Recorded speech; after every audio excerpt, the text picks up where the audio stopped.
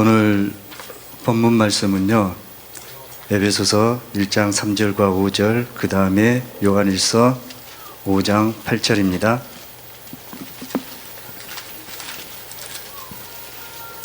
네, 함께 읽겠습니다. 찬송하리로다. 하나님 곧 우리 주 예수 그리스도의 아버지께서 그리스도 안에서 하늘에 속한 모든 신령한 복으로 우리에게 복 주시되, 곧 창세 전에 그리스도 안에서 우리를 택하사 우리로 사랑 안에서 그 앞에 거룩하고 흠이 없게 하시려고 그 기쁘신 뜻대로 우리를 예정하사 예수 그리스도로 말미암아 자기의 아들들이 되게 하셨으니. 아멘. 그리고 요한일서 5장 8절입니다. 함께 읽겠습니다. 증거하는 이가 셋이니 성령과 물과 피라. 또한 이 셋이 합하여 하나이니라. 아멘. 제목은요, 한 분 하나님이 삼위로 일하심으로 믿는 자를 삼위일체 되게 하여 하나님의 친아들 주 예수 되게 하는 것을 방해해버리는 것이 아타나시우스 존재론적 삼위일체 교리다 하는 이 제목으로 어제 늦은 시간에 좀 제목을 주셨어요. 지금까지 우리 새로 오신 분께서 어떻게 말씀을 들으셨는가는 모르겠습니다. 형체에 대해서, 그러면 형체에 대해서 강조를 하다 보면은 당연히 주체가 되시는 하나님에 대해서 언급을 하게 됩니다. 그 한 분 하나님이 사람의 형체를 하고 계신다 하는 그 말 속에서 그 형체라는 그 사실을 어떻게 받아들였고, 또 이제 그 형체를 하고 계신 분이 어떻게 일을 하시느냐 하는 것이 우편입니다. 하나님의 일하심, 그 일하심이 어떻게 해요? 하나님의 형상, 형체대로 지어진 그 사람 안에 하나님이 들어오셔서 그 일을 행하시는데 어디에서 일한다고요? 바로 하나님을 믿는 자 안에서 일을 하신다 하는 것이 바로 우편입니다. 그러기 위해서는 하나님이 이제 말씀을 하셔야 돼요. 그래서 말씀이 무엇이냐? 그러니까 우리가 성경을 보면은 하나님의 말씀이다 그래서 성경을 문자적으로 이해하고 겉뜻으로만 이해하고 하나의 소설책을 읽듯이 하나의 사건과 일을 그런 식으로 봤다가는 절대로 하나님이 말씀을 통해서 하나님의 일을 하시고 자신의 일하심을 믿을 수도 없고 깨달을 수도 없고 그 안에서 하나님의 말씀을 통해서 거듭날 수가 없습니다. 그래서 말씀이 무엇이냐 하는 그 최종적인 그 내용을 쭉 들었습니다.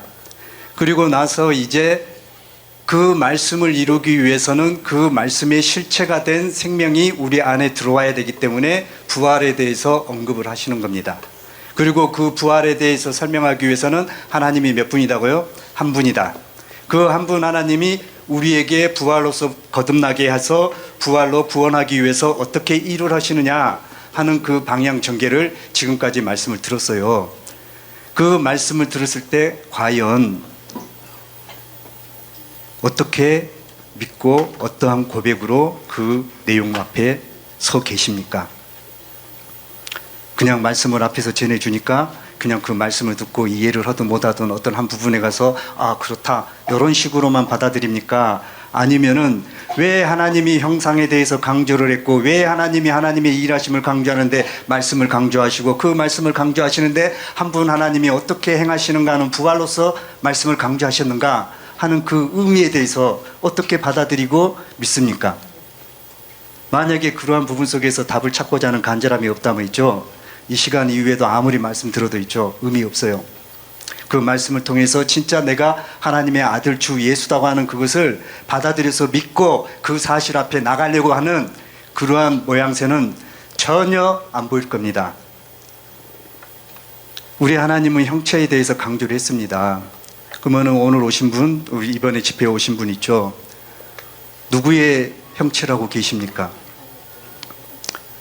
그렇죠. 말씀을 좀 보신 분들은 여호와 하나님이 사람을 흙으로 지으시고 코에 생기를 부으니까 사람이 생명이 되었다 그러면서 영이 있는 존재로서 내가 지어졌다. 그러고 나서 이번에 형체에 대해서 말씀을 들을 때 1장 26절, 창세기 1장 26절 27절에 있는 말씀을 두고 하나님의 형상을 따라 모양대로 사람을 만드시고 그 만드시는 그 사람이 누구냐? 첫사람이다. 그 다음에 하나님이 자기 형상 곧 하나님의 형상대로 사람을 창조하시되 남자와 여자를 창조하시고 하는 이러한 말씀을 들었어요. 그러면 그 말씀을 들을 때 어떻게 받아들였냐 이거죠. 제 질문은.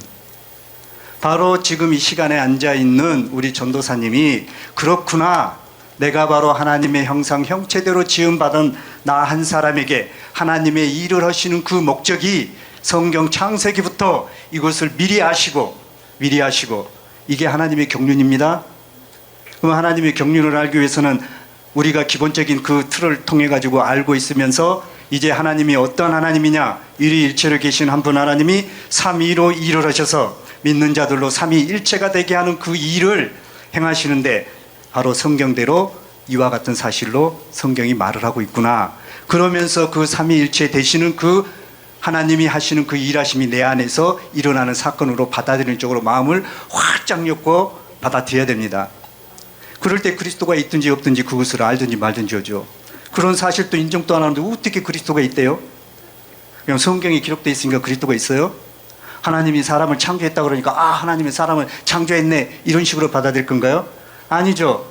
바로 하나님의 형체, 그래서 우리를 짐승으로 지어진 그 형체를 둔 것이 아니라 당신과 똑같은 형상 형체로 지어놓은 나 한 사람을 하나님이 나를 구원하기 위해서 성경을 기록해놨고, 그 구원하기 위해서 첫사람 아담을 지었고, 또 그 아담을 통해서 구원을 완전함을 이루는 것을 길을 제시하기 위해서 두 번째 아담인, 마지막 아담인 예수를 통해서 구원받는 길을 제시해 놓은 것이 바로 우리가 믿고 있는 성경이었고, 우리가 여기 와서 말씀을 듣는 이 특별반의 시간이었구나. 그러면서 애걸복걸 해야 됩니다. 저희는 있죠, 처음에 시작할 때 그냥 말씀이 좋다 해서 온 것이 아니었어요. 그때 당시 때는 초창기 때라 있죠. 저쪽 혹시 들어오시면서 보셨을란가 모르겠네요. 죄에서 100% 죄를 다스리고 죄를 100% 다스릴 수 있는 길, 그 광고가 신문에 하단 부분에 가지고 있잖아요. 기독신문이라든지 교계 신문에 전부 다 광고가 났어요. 그러다 보니까 하나님의 그 종으로서 저마다 애걸복걸하는 그 말 못할 심정, 그런 거 있잖아요. 그런 것에 얼마나 찌눌려 있었을까요? 목회한다고 하면서, 교회를 한다고 하면서. 그런 사람들이 저 말을 들으니까 어떻게 되겠어요? 우와 하고 그냥 달라들었어요. 그러다 보니까 어느덧 성경에서 말하는 그 내용대로 드디어 한 사람이 보이기 시작하는 거예요. 그 사람이 바로 지금 이 시간에 앉아 계신 전도사님입니다. 이 전도사님으로 바라보는 믿음의 눈이 없어서는 있죠, 안 돼요. 그래서 말씀을 전해주신 그 내용대로 이해가 안 되더라도 하나님의 말씀을 근거로 해서 전해주면은 그 말씀은, 믿음은 들음에서 나는데 그 들음의 말씀은 누구의 말씀이에요? 그리스도의 말씀을 통해서 믿음이 주어지기 때문에 앞에서 전하시는 사람들이 말씀을 근거로 해서 그리스도가 된 자들이 그리스도의 말씀을 증거한다 하는 그 내용으로 받아들여야 됩니다. 이게 바로 해를 입은 한 여자예요. 그러니까 우리 주목사님은 아무리 해를 입은 한 여자다 이구동성으로 여기에 계신 분들이 전부 다 외치고 돌아다닌다 그래도 있죠, 조금도 흠잡을 수도 없고 있죠. 누추한 말이 아니에요. 왜요? 성경은 그 일을 통해 가지고 많은 사람들이 구원 얻어서 하나님의 친아들, 그 아들을 얻기 위해서 하나님이 삼위로 일을 하신다는 겁니다. 그러면 내가 주 예수가 되고 내가 하나님의 아들이 됐다면 있죠, 그 하나님의 일하심이 어디 계셔요? 일위일체로 계신 한 분 하나님 안에만 있는 것이 아닙니다. 어디에 있어요? 바로 하나님을 믿는 자 안에 하나님이 삼위로 일을 하시면서 하나님이 하시는 그 일하심을 성경을 통해서 말하는 그 내용 그대로 믿는 자 안에서 하나님이 하시는 그 일하심과 동일하게 엮어져 가지고 나 한 사람이 성경 말씀에 말하는 대로 드디어 하나님의 아들이 되었다 하는 이러한 믿음으로 쏙 들어가는 겁니다. 이러한 믿음 안에서 사모하는 그 자기를 바라는, 하나님을 주는데 하나님을 바라야지 하나님이 오죠. 하나님도 안 바라는데 하나님이 도대체 어떻게 오시는가 설명을 해줘도 어떻게 들으면 이해될 것 같고 깨우뚱 오리예요? 아니죠. 네? 자꾸 이러네요. 그게 다 지난날에 저희들이 다 겪었던 내용이에요. 네? 그런데 실제로 하나님의 생명인 말씀대로 믿어서 그 사실을 받아들이고 인정하고 믿고 들어가면 말씀대로 그 일이 시작이 됩니다. 이게 바로 로마서 8장 9절이고 10절이에요. 이 말씀은 어디다 갖다 대도 다 두드러 맞는 키예요. 그래서 우리가 영이 먼저 구원받아요. 어떻게 해요? 하나님의 영에 의해서. 하나님의 영이 들어오면 우리가 육신이 있지 않고 어디 있다고요? 영에 있다. 하나님은 영이시니 예배하는 자가 신령과 진정으로 예배할지니라 하는 요한복음 4장 24절인가요? 그 말씀이 있죠. 그러면 하나님의 영인데 도대체 어떠한 영으로서 있느냐? 막연히 영이냐? 아니에요. 그래서 영의 정의라는 것을 해놨어요. 사람의 형체를 갖고 영원히 사는 존재를 뭘 한다? 영이라 한다. 그러면 하나님의 영, 그러면 하나님의 영이 실제로 내게 와서 내 안에 들어오시는 그것을 말을 하는 거예요. 예? 그래서 하나님이 일을 하시는데, 삼위로 일을 하시는데 그분이 어떠한 하나님이 하시느냐? 한 분 하나님이 하신다. 그 한 분 하나님이 누구냐? 말씀대로 여호와가만이 오직 한 분 하나님이에요. 그런데 여호와 하나님으로 해서는 우리가 이해가 쉽게 되나요? 그러니까 아타나시우스가 한다는 소리가 뭐예요? 하나님은 한 분인데 예수 그리스도도 또 하나님이라 그러고 또 성령도 하나님이라 그러고 말씀도 하나님이라 그러고 뭐가 뭔지를 몰라요. 그래놓고 한다는 소리가 기껏 한다는 것이 뭐예요? 삼위일체로서 분명히 하나님이 하시는 일하심이 삼위일체로 일을 하시는 것을 일을 하심인데 어떻게 일을 하시느냐? 그러니까 애매모호한 용어를 딱 만들어요. 동일본질. 그렇게 해놓고는 자꾸 나눠놓네요. 성경에 보면은 각각 하나님으로서의 나타나니까 지가 알고 있는 것이 그래서 19번에 나오잖아요. 이 각각의 세 분이 그 스스로 하나님이시요 주님이시라는 사실을 기독교의 진리로 받는 바이다. 이렇게 해놓고는 이것을 이렇게 믿어서는 안 된다. 그러나 이렇게 붙여고 또 하나님은 몇 분이다? 한 분이다. 그리고 나서 26번에 가고서는 동일 본질이니까 있죠. 어떻게 또 우격 따지먹었어요. 성경에는 또 애매하게 그런 내용들이 많이 기록해 놨잖아요. 오늘 주성래 목사님이 그것을 개괄적으로 해서 3시간 동안에 있어서 큰 아웃라인으로 쭉 설명을 해줬잖아요. 예? 그리고 또 말씀에 대해서 설명해 주시고 또 부활에 대해서 설명해 주셔서 간접적으로 또 몇 마디 이렇게 보완해 주셔서 설명해 주셨잖아요. 그러니까 예수 그리스도가 분명히 계시긴 계셔요. 아버지 안에. 그러면은 존재로서 삼위일체 교리 안에 있는 사람은 아직은 일위일체 신간으로 세워지지 않는 사람은 반드시 여호와 하나님 아버지와 예수 그리스도가 딱 나눠져서 자기 안에서 두 분으로 시인하는 거예요. 그래놓고는 말로는 하나님은 한 분이다. 이런 식으로 가는 것이 우리 안에서 박살 내버리는 것이 성경대로 믿는 믿음 일위일체 신간입니다. 이것을 우리에게 심어주기 위해서 말씀을 통해서 믿으라는 거예요. 말씀을 잘못 보면 하나님이 세 분으로 나눠져 버리고요. 일하심이 또 그렇지 않으면 양태론으로 위치만 바꿔가지고 아버지가 구약에는 여호와가 구약에는 일하고 신약으로는 예수 그리스도를 일하고 이제 교회 시대라 할 수 있는 은혜의 시대는 성령을 일한다. 이렇게 하면서 하나님은 한 분이다. 이런 식으로 또 우격 따짐이 됩니다. 그러니까 이런 것을 뭐예요? 마귀는 영원한 복음이 나올 것을 알고 교묘하게 사람을 통해 가지고 교리로 하나님을 믿는데 성경을 통해서 믿는데 사람들로 하여금 혼란에 빠지게끔 만들어 놔버렸어요. 이게 아타나시우스의 교리고요. 사벨루스의 양태리적 교리고요. 어제 우리 목사님이 얘기하셨잖아요. 역동적인 다니엘론에서 데오도투스의 양자설로서 믿는 예수는 피조물인데 요한단강에서 세례를 받을 때 그때 하나님 아들이 되었다. 그것을 이제 좀 더 그럴듯하게 설명한 것이 아리우스가 말하는 유사본질. 혹시 기억하세요? 유사본질이라는 단어를 쓰셨어요. 그러면서 뭐예요? 아버지와 예수 기독론, 그러니까 신론과 아버지론, 그러니까 성부론과 성부와 기독론에 대한 그 차이를 하나님과 아버지와 아들은 다르다. 그러나 본질은 동일하다. 이렇게 가는 것이 유사본질이에요. 그러다 보면 어떻게 하나님의 일하심을 설명할 수 있겠어요? 성경에는 여호와 하나님이 친히 오셔서 우리가 신앙 고백했듯이 여호와 하나님이 친히 오셔서 마리아의 뱃속에서 사람 되신 분이 누구다고요? 예수라고 그래요. 그러면서 그 예수가 누구냐? 아들이면서 또 아버지고 또 성령이다. 여기에 대해서 이제 오늘 오전에 주성대 목사님이 얘기했잖아요. 이사야 9장 6절. 한 아기가 낳는데, 그래요. 우리가 생각할 때는 한 아기예요. 하나예요. 그런데 어떻게 그 아기가 아들이 되고 또 전능한 하나님이 되고 또 어떻게 또 영존하신 아버지가 되고 평강의 왕이 된대요?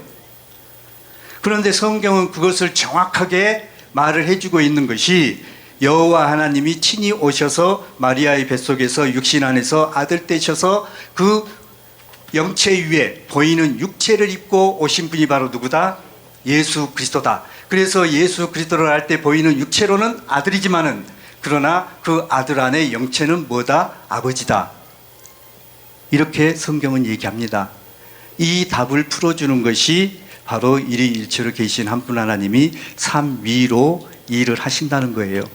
그것을 이제 성경은 삼위로 일한다고 하는 그것을 아타나시우스가 삼위일체 교리라고 하는 그 단어를 써가지고 하나님의 창조의 목적을 해방하는 그러한 혼란 가운데 빠뜨릴 것을 아시고 뭘로 가버려요?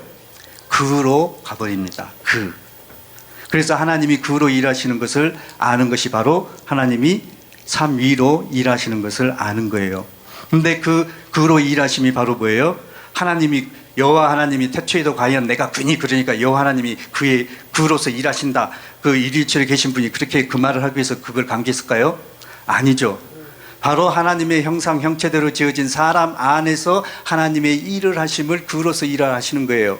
그것을 이제 삼위로 일하신다 그런 거고요. 오늘 요한일서 5장 8절에 나와 있는 것처럼 증거하는 이가 셋이니 성령과 물과 피라 이 셋이 곧 하나니라 하는 이 부분 속에서 우리에게 주어지는 겁니다.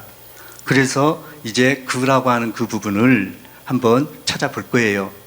그런데 아타나시우스는 그를 모르니까 아버지 따로 아들 따로 또 하나님이 생명의 활동으로서 일하는 성령은 별도의 사람이 이해하기 쉬운 그 부분으로서 한 형체가 있고 존재가 있는 그 하나님으로 만들어가지고 세 분을 강조해 부는 쪽으로 가버렸던 것입니다.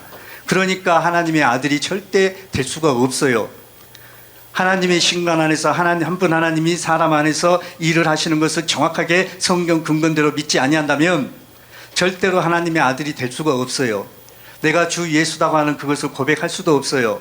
주 예수임을 알고 삶을 사는 데 있어서 주 예수로서 누리는 삶이 이루어지지가 않습니다. 그런데 복음은 이러한 피조물인 흙으로 지어진 피조물을 하나님의 형체대로 지어놓고 그 사람이 믿으면 그래서 믿음의 정의가 고린도후서 13장 5절 이건 혹시 기억하세요? 너희가 믿음이 있는가? 너희 자신을 시험하고 너희 자신을 확증하라. 예수 그리스도께서 너희 안에 계신 줄을 너희가 스스로 알지 못하느냐? 바로 우리 전도사님 안에 예수 그리스도가 계시는 것을 네가 믿지 않느냐? 그러면 너는 버리운 자다 하는 이런 심각성으로 알고 믿어야 됩니다. 그러니까 우리가 이 세계에 와가지고 이 말씀을 듣는다는 것은 있잖아요. 삶과 죽음의 갈림길에 서서 거기서 생명을 잡는 거예요. 이것을 이제 객관적으로 창세기에는 아담을 통해서 그걸 보여주잖아요. 생명나무, 선악을 알게 하는 나무, 거기다가 아담을 탁 세워놓고 그것도 답을 다 줘요. 그런데 미련한 밤탱이가 있잖아요. 근데 어쩔 수 없이 밀어내칠 수밖에 없어요. 우리가 복음을 알고 있지만은 듣고 들었지만은 어쩔 수 없이 미련한 가운데 갇힐 수밖에 없어요. 죄 가운데 가두어질 수밖에 없어요. 불순종 가운데 순종치 아니한 가운데 갇힐 수밖에 없어요. 왜 죄 가운데 가뒀을까요? 예수 그리스도를 믿음으로 말미암아 주어지는 그 의가 예수 그리스도를 통해서 주어지니까 예수 그리스도를 통해 가지고 네가 존재가 바뀌어졌을 때 하나님의 하나님의 생명이 네 안에 있으므로 하나님의 의가 나온다. 하나님의 의를 이루는 것이 뭐예요?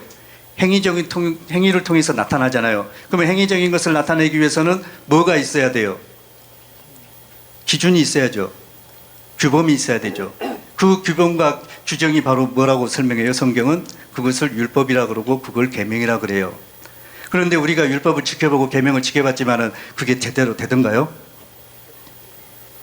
그러니까요. 제 아래 가두었다는 말은 오늘 오전에 다 얘기 다 해주신 겁니다. 시편 51편 5절에 내가 제중에 출생하고 내 모친이 제중에 나를 잉태했다. 이거 진짜 믿어지세요? 예? 진짜로 믿어진다면 있죠. 예?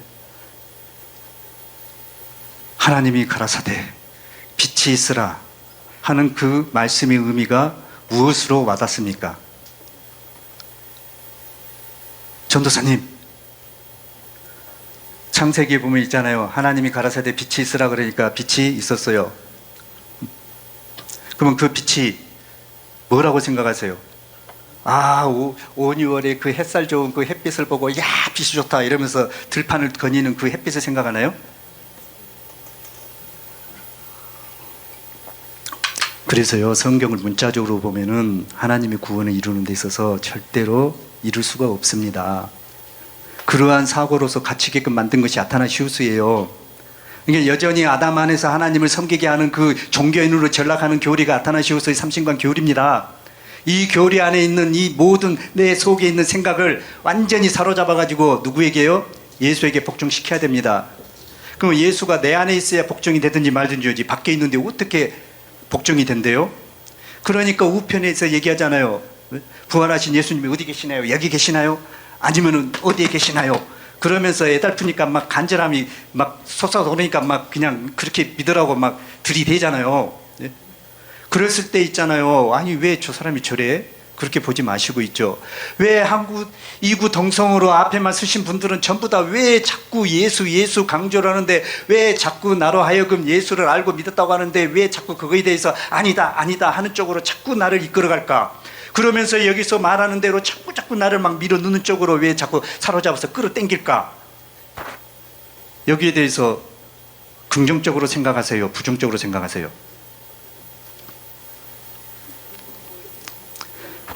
살기 위해서는 있잖아요. 부정적인 마음이 일어난다면 확 밟아버리고 있죠. 긍정적으로 얼렁 돌아서시기 바랍니다.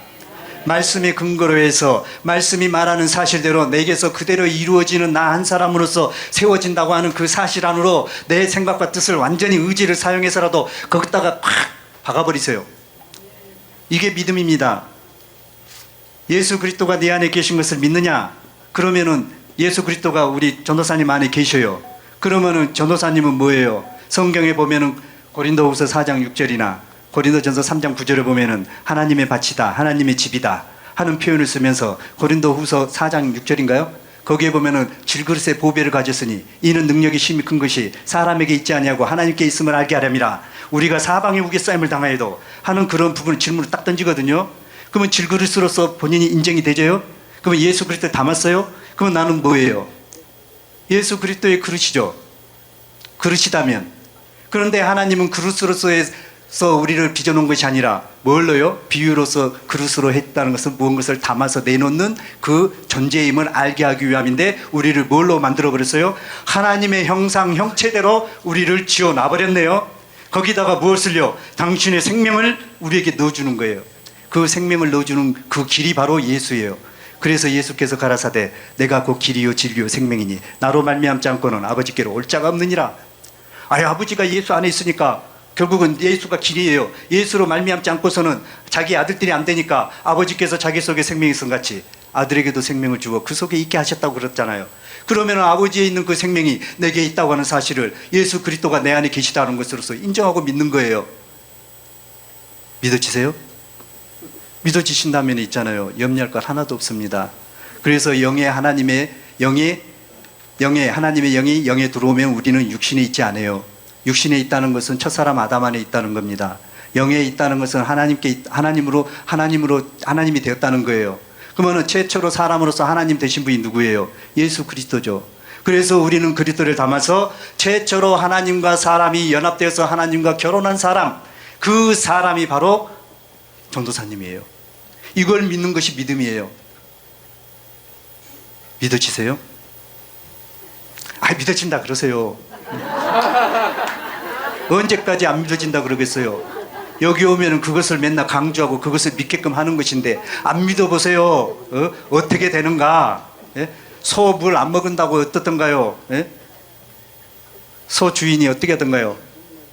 콧뚜레를 잡고 사정없이 그냥 쥐어 눌러갖고 물을 먹게끔 만들잖아요. 그러한 상태에서 말씀을 받으실래요? 아니면은 자녀답게 자녀가 되어서 아버지가 주시는 음식을 평안한 가운데 기쁨 가운데 말씀을 받아 먹으실래요? 둘 중에 하나예요. 내가 육신이 있어가지고 여전히 육신 안에 있다. 그리스도의 영이 없어서 그리스도의 사람이 아니다. 그러면 우리 하나님은 복음에 대해서 알고 믿어서 이 자리에 왔으니까 어찌 됐건 간에 하나님의 당신의 생명을 주어서 당신의 아들이 되게끔 만들기 위해서는 어떻게 하겠습니까? 당연히 채찍을 때리기도 하고 당근도 주기도 하고 때렸다가 쳤다 얼렸다 때렸다 얼렸다 하는 그런 부분이 돼야 되죠. 그럴 때 육신의 생각은 뭐예요? 아유, 왜 자꾸 나를 귀찮게 해? 아유, 나 진짜 좀 듣다가 가버릴 걸. 내가 왜 여기에 왔지? 아이씨. 제가요, 처음 예수 믿을 때 저는 우리 목사님은 저를 착한 놈이라 그러는데 있죠. 무슨 착하겠어요? 말씀을 들으니까 말 그대로 내가 죄악 중에 출생하고 잿덩어리고 벌레요 구덩이고 진짜 하나님을 믿음을 갖지 않고 살면은 나는 여전히 어디에요? 흙이고 먼지고 티끌이고 버잡것없는 그러한 존재라는 것이 성경을 통해서 알아지는데 어찌 성경은 또 더 나가서 아무 말 못하게 해서 모든 것을 제 아래 가뒀다 그러네요. 제 아래 가둬버린 내가 어떻게 의인이라고 하겠어요? 성경은 자꾸 죄라고 하는 것이 강조가 되는데 왜? 죄의 싹은 사망이니까. 내가 죄인임을 알아야만 내가 죽어요. 그러면 그리스도가 들어오기 위해서 내가 예수와 함께 십자가에 못 박혀 죽었다는 것은 내가 죄로 인해서 내가 죽었다는 것을 시인하고 인정하고 믿는 거죠. 그러면 그리스도는 자기 의를 바라는 자들에게 죄와 상관없이 두 번째 오신다 그러네요. 그게 부활입니다. 두 번째 내게 와서 내게서 사는 거예요. 그러면 내게 그리스도가 산다는 것은 하나님이 사는 거예요. 그 하나님이 사시는데 하나님은 몇 분이에요? 한 분이에요. 그러니까 사람으로서는 그것을 쉽게 받아들일 수 없지만 말씀대로 믿으면은 그 하나님이 누구냐? 하나님은 한 분이기 때문에 네게 온 그리스도가 누구냐? 그로 일하시는 하나님이다. 그다. 그로 오신 하나님이다. 여호와로 말미암아 여호와가 아닌 여호와가 그리스도로 네게 와서 네 안에서 하나님으로 계신다. 이런 것이 믿어지는데 어떻게 참 진짜 우리 가치라고 하는 것이 있죠. 그런 것이 믿어지면 있죠. 죄와 씨름할 필요 하나도 없습니다. 죄로 인해서 내가 양심의 송사를 받을 필요 하나도 없습니다. 그 사실로 인해서 그 안에 들어가는 겁니다. 순종치 아니한다는 것은 뭐예요? 불순종한다는 거 아니에요? 그러면 이스라엘 백성들이 불순종했을 때 뭐에 물려버렸어요? 불뱀에 물려버렸죠. 그러니까 어떻게 되던가요? 죽었잖아요. 죽잖아요. 그와 마찬가지로 순종치 아니한 것에 가둬버리는 것은 무엇을 얻기 위함이에요? 긍휼을 얻기 위함입니다. 이게 로마서 17장 몇 절이죠? 32절인가요? 로마서 17장. 게 우리 하나님은 있잖아요. 가두는 것도 기가 막히게 가두시더라고요. 제 안에 모든 것을 가둬버렸어요. 그런데 순종치 아니하는 것은 모든 사람을 순종치 않는 것에 가둬버렸네요. 로마서 11장 32절. 예. 그러니까 하나님이 긍휼을 베푸시기 위함입니다. 하나님은 긍휼의 하나님입니다. 하나님 앞에서 내 자신이 긍휼히 여김을 받는 것은 내가 하나님을 순종치 아니하는 자기를 아는 거예요. 그것은 죄인만이 순종치 않는 거죠. 하나님을 거절하는 거예요. 하나님은 벌레와 구더기와 벌레 같은 그 존재에게, 들짐승 같은 존재에게 내가 너와 함께 내가 결혼을 하겠다 하고 새 일을 창조하는 그 계획을 하나님은 창세기를 통해서 27장을 통해 가지고 1장 27절을 통해서 말씀하셨네요. 그 내용이 뭐예요? 여자가 남자를 안는 겁니다. 그러면 남자에게는 생명이 있어요. 그러면 그 생명에 대한 것을 알게 하기 위해서 주성대 목사님이 내 안에 뭐가 있어요? 씨가 있잖아요. 생명이. 그런데 그 생명이 내 밖으로 나가가지고 자식을 내놓기 전에는 그 생명이 어디에 있던가요? 자기 안에 있다고 그러잖아요. 그런데 그 생명이 내게서 나가가지고 자식에게 주어져서 자식이 나오면은 내 생명이 어디 안에 있어요? 그 자식 안에 있잖아요. 이와 마찬가지로 하나님이 당신 속에 있는 생명을 믿는 자들에게 주어가지고 그 생명이 있는 자들로 하여금 당신의 자녀를 아들을 삼는 그 일을 행하시는 것이 기독교예요. 그러기 위해서는 첫 것을 완전히 버려야 돼요. 존재가 바뀌어졌다고 하는 사실을 머리털 하나 털끌만큼 의심치 않고 말씀대로 첫 것은 폐해졌고 내게서는 완전히 둘째 것이 완전히 세워져 버렸다. 이렇게 믿으셔야 돼요. 이렇게 믿고 출발해도 하나님은 뭐예요? 영은 구원한 거예요. 구원해 주셨어요. 선물로. 그런데 몸에는 죄를 두어서 그 사실을 하나님이 다 해준 것을 믿어서 네가 믿어가지고 아들 때 버리면은 뭐예요? 마귀는 또 송사해요. 아유, 언제는 2000년 전에 초림하신 예수가 와가지고 모든 것을 당신이 다 직접 해가지고 죄를 다 사하고 그 사실을 믿는 자들에게 구원의 길을 예비한다고 해가지고 그 일을 하셔놓고는 또 이제 와가지고도 또 당신이 또 다 해요? 이런 식으로 또 마귀는 송사합니다. 그 송사를 잠재우고 영원히 배반이 없고 반역이 없는 그 세계를 이루기 위해서 몸에 죄를 남겨놓고 영에 있는 그 선물을 하나님의 생명을 받아서 그 몸에 있는 죄를 네가 선택을 해서 네가 하나님 아들 주 예수님을 알고 그 죄를 밟아버리고 죄와 상관이 없이 네 안에 있는 생명에 의해서 네가 살아버려라. 그러면은 그것을 내가 무엇을 준다? 상급으로 네게 준다. 이럴 때 마귀의 송사가 깨져버리는 겁니다. 왜 몸에는 죄가 있으니까 여전히 뭐가 있는 거예요? 마귀가 살아서 있는 거죠. 그런데 그 생명에 의해서 살지 아니하고 무슨 생명을 해요? 영에 있는 그 생명인 하나님의 생명인 그리스도의 영과 곧 순수한 아버지의 생명인 성령이 온 그리스도를 통해 가지고 내가 그 주를 주로 부르면서 그 생명에 의해서 사네요. 그러면 내가 누구로 사는 거예요? 예수로 사는 거죠. 예수로. 이게 쉽게 빨리 정리가 되져서 믿어지는 쪽으로 가버리면 얼마나 좋겠어요. 그런데 이것도 있잖아요. 상급이기 때문에 하나님은 다 아시고 바로 좁으면 너무 귀한 것을 받아버리니까 잊어버려요. 수용을 못해요. 그래갖고 이것인가 뭔가 이렇게 하다가 그냥 놓쳐버리거든요. 그래서 그러한 것을 과정을 통해 가지고 알 수 있게끔 성경이 그러한 길을 제시를 해놨어요. 그래서 하나님은 기가 막히게 하나님의 형상대로 지어진 사람이 믿음 안에 들어오면은 그 사람을 하나님의 아들을 만드는 데 있어서 적소적소의 말씀을 가지고 그 사람을 탁 요지부동 성경 말씀이 말하는 그 사람으로 우리를 탁 세우는 것을 하나님이 우리에게 복을 주셨어요. 그게 하늘에 속한 모든 신령한 복으로 우리에게 복 주시는데 어디 안에서 주신다고요? 그리스도 안에서. 그러면 그리스도가 내 밖에 있어서는 그리스도 안에서 그 복이 그리스도 안에만 있는데 그리스도가 밖에 있어서는 그 복이 내게 있을까요? 아니죠. 그러니까요, 이러한 내용이 육신 안에 있을 때는 친근히 이게 답답해요. 한 번에 팍 오진 않아요. 그러니까 그것을 씨름을 잘해라는 거예요. 그러니까 성경에 야복 강가에서 사닥다리를 놓고 야곱이 씨름을 하네요. 그때 이스라엘로서 씨름을 했죠. 왜 고개를 끄덕거리세요?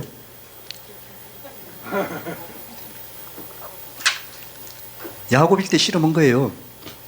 그리고 나서 이제 자기의 모든 것을 이제 포기하는 거예요.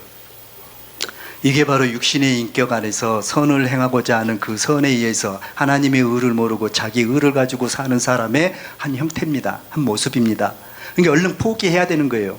그래서 말씀에서 모든 사람을 한 사람이 모든 사람을 대신해 죽은 모든 죽은 것이라 하고 고린도 후서 5장 14절에 말씀해 놓으면 있죠. 모든 사람이 다 죽었어요. 어디 안에서? 한 사람 안에서. 그것을 2000년 전에 예수 그리스도 통해서 보여줬네요. 그러면 그 사실을 내게서 이루어지기 위해서는 반드시 내게서 실제로 죄가 사라지기 위해서는 그리스도가 밖에 있어서는 사라질 이가 없어요. 왜요? 존재가 안 바뀌어졌기 때문에. 하나님이 죄를 없이 하신 하나님이 그리스도가 내 안에 계시지 않기 때문에 아들을 낳으려니 이름을 예수로 하라. 이는 저가 자기 백성을 저희 죄에서 구원할 자이십니다. 곧 예수, 곧 아들인 그리스도가 내게 있다고 하는 사실을 인정치 아니한다면은 내게 있는 죄는 절대로 사라질 수가 없어요. 그래서 존재가 바뀌어져야 된다는 거죠. 그래서 구속고 제사함을 얻는다 하고 오늘 갈라디아서 1장 7절에 있는 말씀을 통해 가지고 얘기를 하잖아요. 그러니까 반드시 그리스도가 내게 있다고 하는 사실을 힘들더라도 이것만이 살 길이니까 내 생각을 뒤로 댕댕이 치고 존재가 바뀌어지는 그 사실 안으로 자꾸 들어가는 쪽으로 생각과 뜻을 의지를 사용해서 그걸 붙잡으려고 부단히 씨름하세요. 그러면 환도뼈가 다 끊어질 겁니다. 그것이 오늘 오면 좋죠. 반드시 옵니다. 그때 비로소 붙어서 자기가 누구다? 말씀대로 하나님의 아들이다 하는 사실을 믿음을 가지고 가는 그 일이 옵니다. 그 일이 오기까지는 씨름 열심히 하세요.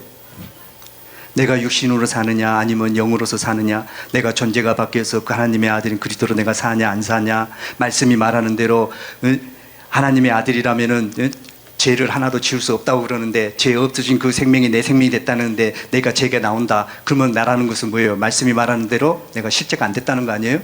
그 사실을 빨리 인정하고 그 사실 안으로 되기 위해서 말씀을 붙들고 자기 자신을 보라는 겁니다. 죄와 상관없이 이게 국률이에요. 순종치 아니함을 모든 사람에게 순종치 아니한 것을 가둬버렸어요. 순종치 아니함에. 지금까지 하나님 믿으면서 순종 많이 했나요? 한 일부분이었잖아요. 그러면 그 순종은 한두 개 했다 해서 되는 게 아니에요. 그래서 온 율법을 지키다가도 그 중에 하나를 범하면은 온 율법을 다 범한 것이다. 이렇게 얘기하거든요. 그러면 또 율법이니까 그러죠.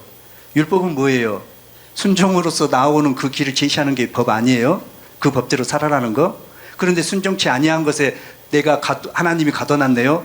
뭘 알아라는 거예요? 사람이 하나님을 알고 믿어서 하나님을 섬긴다고 한들 하나님을 제대로 온전히 섬기는 그러한 사람이 절대로 될 수가 없다. 그것을 하나님은 뭐예요? 우리를 긍휼히 베푸셔서 긍휼 가운데서 우리로 하여금 은혜 아래 들어오게 만드신 일을 하나님이 정하셨다는 겁니다. 그러면 하나님의 긍휼을 알지 못하면 우리는 절대 은혜 아래 들어갈 수 없어요. 은혜가 뭔데요? 예수 되는 겁니다. 이게 여기에서는 있잖아요. 이러한 것을 자꾸 말씀을 통해 가지고 내가 누구다.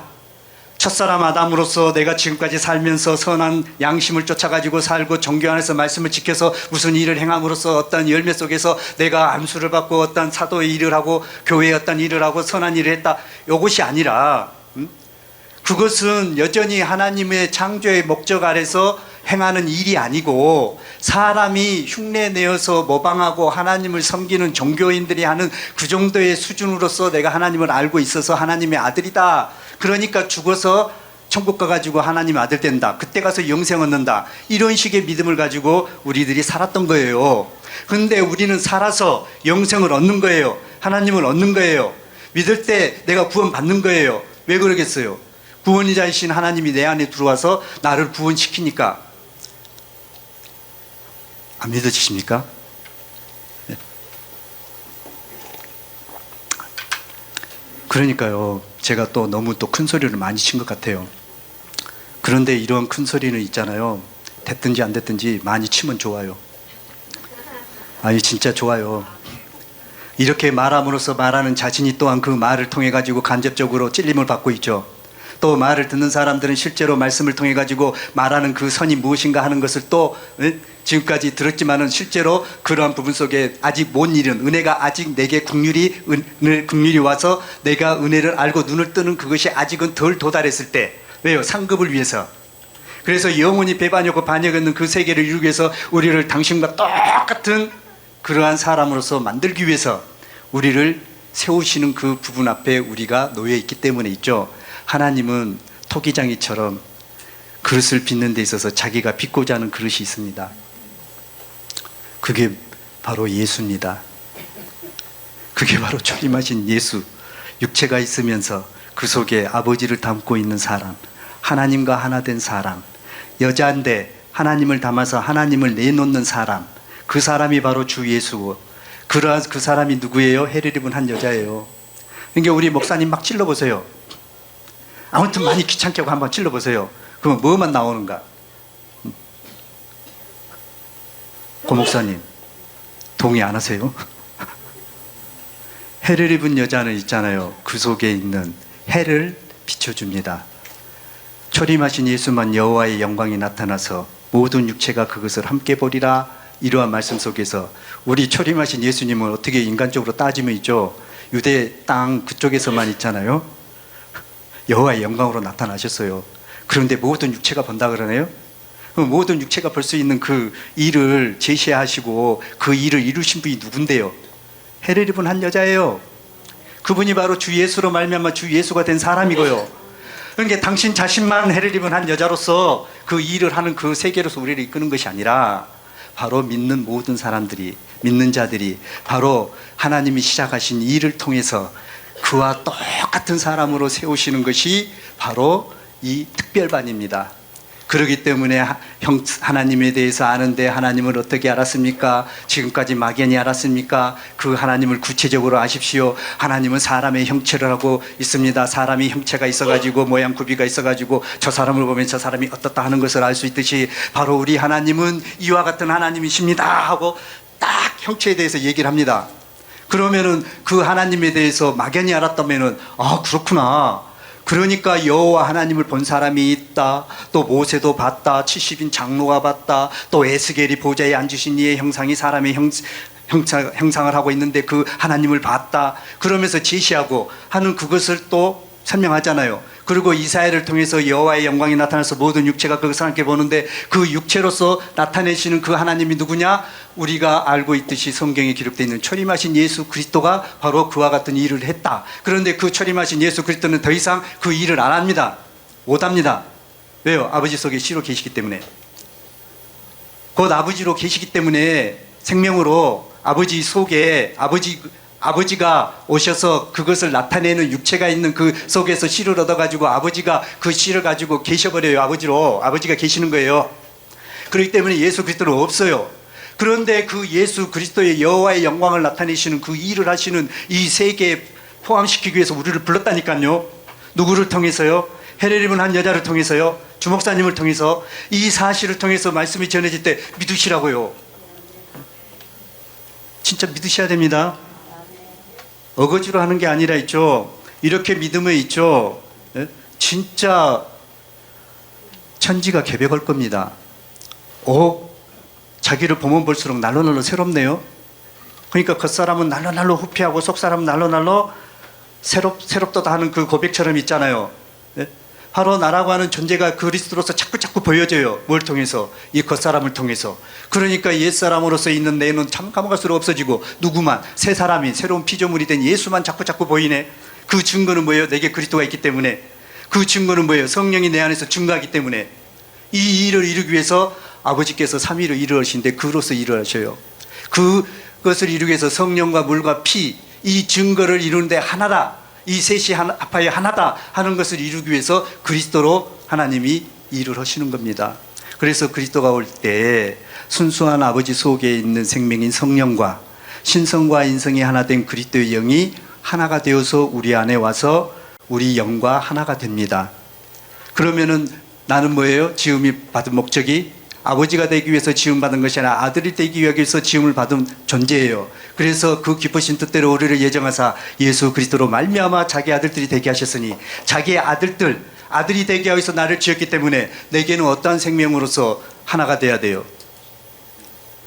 그리스도의 영과 내 영이 하나가 되어서 내가 그리스도의 영의 아들의 생명과 같이 맏아들과 같이 나 또한 맏아들의 생명에 의해서 맏아들과 같은 동생 또 맏아들과 같은 또 아들이 되네요. 그러니까 내가 또 뭐가 되는 거예요? 동생이 되면서 또 내게 또 맏아들이 있네요. 그러니까 이러한 것들이 말씀 그대로 기묘한 거예요. 하나님의 일하심이 기묘하라. 그 이름이 바로 모사요. 뭐다 그랬죠? 이사야 9장 6절에 그렇죠. 예? 그 정사는 어깨를 메고 그 이름은 기묘자라 모사라. 그러니까 하나님이 일하시는 그 일하심이 기묘해요. 사람의 이해로서는 감히 이해할 수가 없어요. 이해를 해도 한두 개예요. 그런데 하나님의 실제의 생명인 그리스도가 되어서 하나님의 창조의 목적을 이루는 그 사람이 되면은 이것을 있잖아요. 한 방에 다 가지는 사람이 된다는 거예요. 그러니 창조의 그 세계가 어마어마한 세계가 내게 있으니 온 우주가 결국은 아버지 마음 품에 있듯이 온 우주가 내 품 안에 있는 거죠. 이것을 믿는 것이 바로 저희가 믿는 믿음의 세계입니다. 이 세계에 초청이 되었고 이 세계에 대해서 눈을 뜨고자 원해서 진리에 대해서 알고자 원해서 오셨다면은 여기에서 전해주는 그 말씀을 통해서 있죠. 믿으세요. 그러면은 이제 내일 가가지고 교회에 대해서 또 뭐예요? 성령에 대해서 또 말씀이 또 있을 겁니다. 그러면은 거기에 대해서 말씀을 보완해서 들으셔가지고 그러한 말씀이 최종적으로 어디에서 다 내게서 통일이 돼야 되느냐? 바로 우리 전도사님 육체 안에서 몸 안에서 그 사실이 이루어져서 나라는 존재가 첫 것은 폐해지고 둘째 것이 세워지는 하나님의 그 대속의 그 은혜가 내게 그리스도가 있음으로써 그 실제가 되는 그 내용으로서 세워지는 이 사실을 기본반을 통해서 간접적이나마 조금이라도 보고돈을 팍 뜨시라는 겁니다. 이래야 이제 시간 안에서 말씀을 사모하고 말씀을 들어서 내가 주 예수라고 하는 그런 간절함이 있어가지고 여기에 오든지 말든지 하지. 만약 그런 것도 없으면 있잖아요. 말 그대로 있죠. 잘 가세요. 뭐 내가 여기 와가지고 뭐 이 정도 수치 받았으면 됐지. 내가 더 이상 받아? 요 정도는 내가 다 알고 있는 것이고 또 이렇게 알고 있어서 내가 예수가 됐다고 하는 하나님의 아들인데 무슨 하나님의 아들이에요? 내가 바로 예수, 하나님의 아들 주 예수다. 이걸로 바로 가야 되는 것인데 하나님의 아들은 막연해요. 왜? 천사들도 하나님의 아들로서 사용되지는 이름으로서 글로서 성경에 기록되어 있으니까요. 하나님의 아들들. 그런데 주 예수는 천사들은 감히 주 예수로서 쓸 수가 없어요. 누구만 써요? 예수만이 쓰는 거예요. 그리스도가 되어서 예수가 된 사람만이 쓰는 이름이 바로 주 예수예요.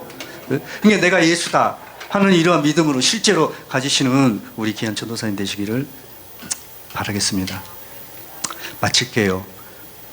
주님 시간 가운데서 입술을 열어서 주어지는 그 시간 안에 증거한다고 증거했습니다.